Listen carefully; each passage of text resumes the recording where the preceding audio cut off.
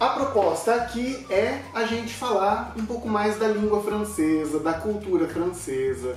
Para começar, então, a gente vai falar sobre a história da língua francesa. É um tema que eu adoro. E para estudar a história da língua, a gente vai ver que ela está totalmente ligada à história de uma cultura, à história de um povo, à história de um país. Para começar, vamos pensar o que é uma língua. Uma língua, gente, vamos raciocinar como um ser vivo. A língua, ela é viva. Tem línguas vivas, como o português, o inglês, o francês, o espanhol. E tem línguas mortas, como o latim, por exemplo, né? A gente sempre fala, o latim é uma língua morta. Por que é uma língua morta? E uma língua viva, como todo bom ser vivo, nasce, cresce, se reproduz e morre. Bom, vamos pensar assim, o latim nasceu, o latim cresceu, o latim se expandiu com o domínio, com o Império Romano. Quando o Império Romano começou a enfraquecer, o latim se multiplicou, vieram as línguas neolatinas, e depois o latim morreu. E aí entra o francês. Então, gente, essa história vai começar...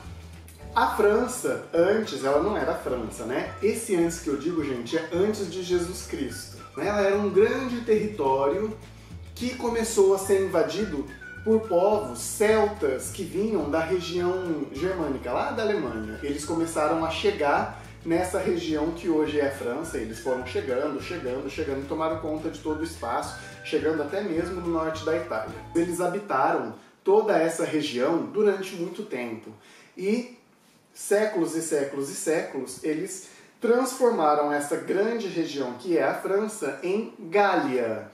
Gália em francês, em português, e Gaule em francês. A França era um território celta. Aí, mais ou menos em 58 a.C., Júlio César, com a sua tropa romana, invadiu a Gália e tomou conta da Gália. A língua celta, que predominava na época, começou a viver ao mesmo tempo com a língua dos soldados, que era o latim.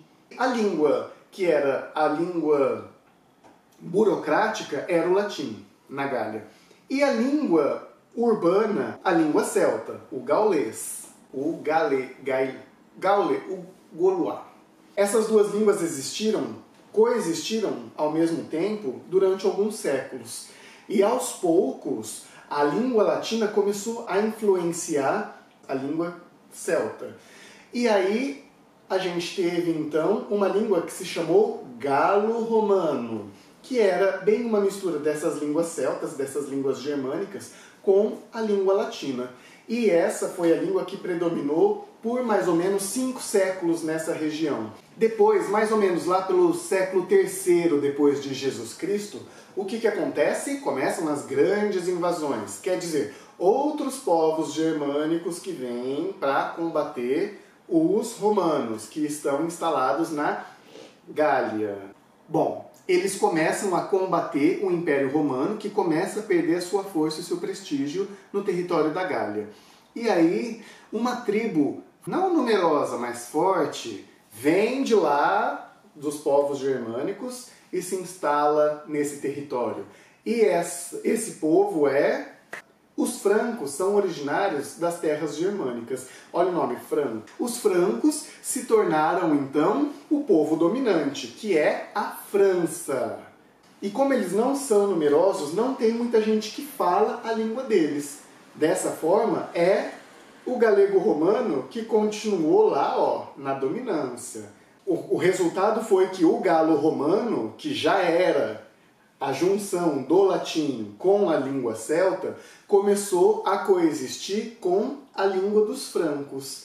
A gente tem mais ou menos em francês uma herança aí de 1000 palavras dessa época.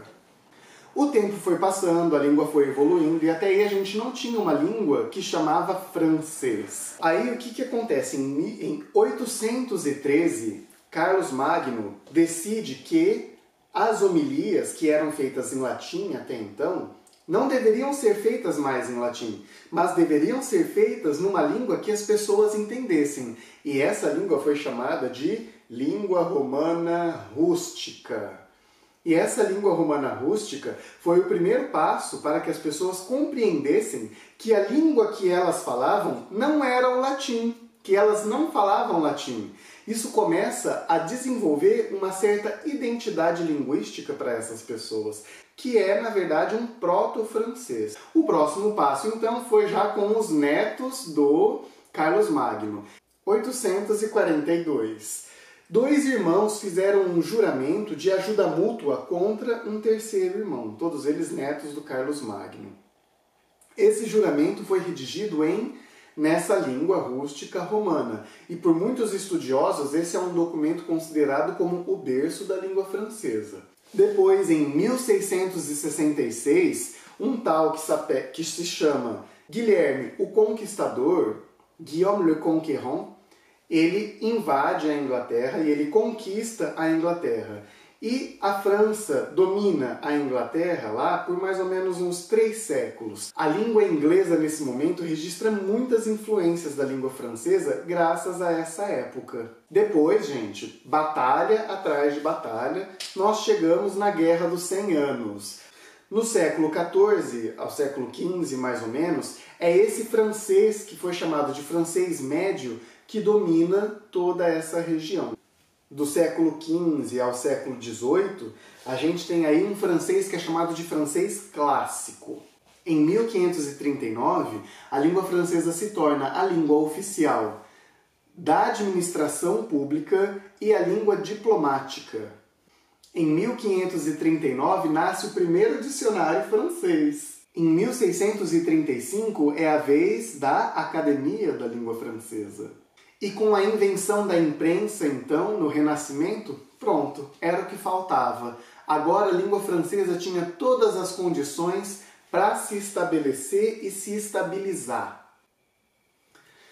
Aí, nessa época do Renascimento, então, o latim começa a sair de cena completamente para dar espaço para o francês. A língua francesa se torna, então, a principal língua da Europa. Os reinos se comunicavam em francês. O francês era o máximo. A próxima etapa é a partir do século XVIII até os dias de hoje. Um pouco antes da Revolução Francesa, muitas pessoas não falavam francês na França. A França era uma língua muito importante, mas era uma língua ainda de uma alta sociedade. Era uma língua que substituiu o latim. Mas a língua do povo mesmo, a língua das pessoas, das trocas cotidianas, eram as línguas que eles tinham cada um nas suas regiões. Vocês imaginam que a França é do tamanho mais ou menos de Minas Gerais. E dentro deste espaço existem 90 povos, cada um com as suas próprias línguas. E com toda essa história aí que eu disse para vocês, essas línguas foram se transformando no cotidiano e elas não eram mais fortes que o francês no comércio ou nas trocas oficiais, mas elas eram as trocas cotidianas. Aliás, as trocas cotidianas eram feitas nessa língua. Depois da Revolução Francesa, Jules Ferry ele decidiu finalmente então colocar a língua francesa como língua nacional da França e a obrigar todas as pessoas a falar francês. A língua francesa já era unificada no Canadá, na costa do Mississippi, já era a língua de trocas entre os reinados na Europa, mas as pessoas na França não falavam francês. Então, depois de Jules Ferry, começou aí uma força contra as outras línguas, né? Desse modo foi que outras línguas como o basco, o catalão, o bretão, o alsaciano, o niçois, todas essas línguas começaram a desaparecer em prol da língua francesa, porque era obrigatório falar francês. A gente tem aí então influência das línguas germânicas, línguas celtas, de trocas comerciais importantes com os árabes, por exemplo. Depois a gente teve, então, finalmente o francês. Queria dizer para vocês tudo isso. Uma história da língua está completamente ligada com a história de um povo. E então a gente já tem uma ideia mais ou menos aí de quão movimentada é a história da França, né? É isso que eu tinha para dizer para vocês hoje, então, minha gente. Um pouquinho, assim, bem pouquinho, da história da língua francesa, um pouco misturada aí com a história da língua, com a história da França. Tem alguma informação aí que eu disse que tá errada? Deixa aqui nos comentários. Vamos fazer esse negócio junto.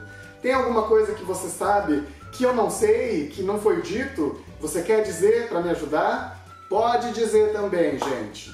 Adoro essas trocas. É isso então, deixo um grande abraço para vocês e até a próxima!